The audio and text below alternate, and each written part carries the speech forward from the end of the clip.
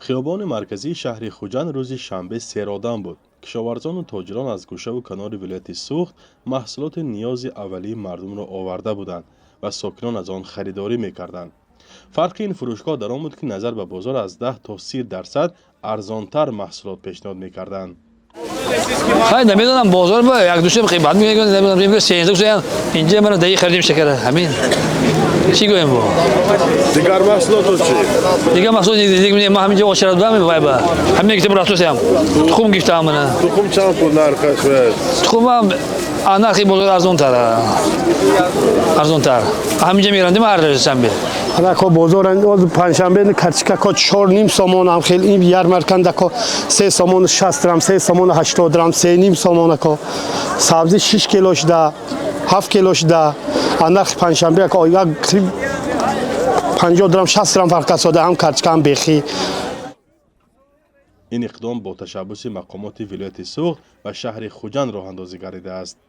مقامات شرایط جای فروش فراهم کردند و تاجران و دهقانان میگویند که در ماه رمضان و پیش از عید کار خیر کردن خواستند.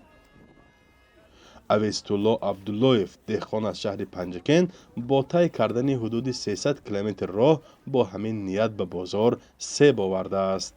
اینجا اولین مرکز عمده فروختی ممکن اینجا تک جایی نیست. اینجا نرخ‌ها ارزان‌تر برای مردم برای ما شب رمضان خیر ثواب و ارزان‌تر کار می‌شه ثوابش می‌رسه ان شاء الله همین به امیدم دیگه.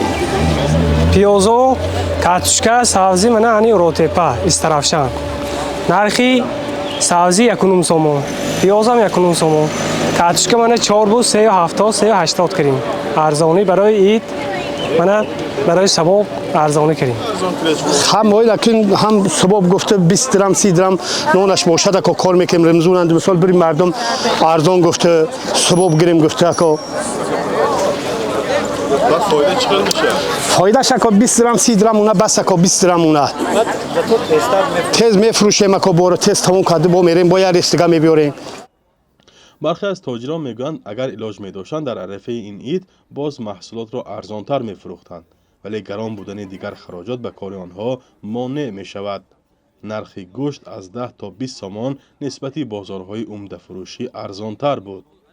خلق کن اوزی میگن که 50 کنیدم 30 کنید میگن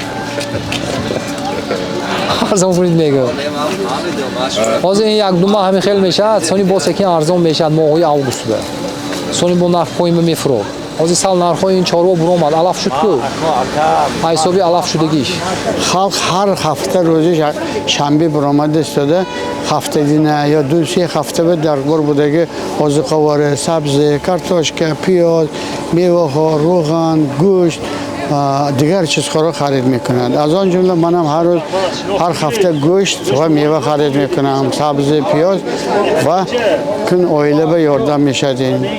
به گفته مسئولان مقامات این اقدام در اکثر شهرهای صنعتی ولایت سوخت و مثل شهرهای بوستان و گلستان هم گذرانیده شده است.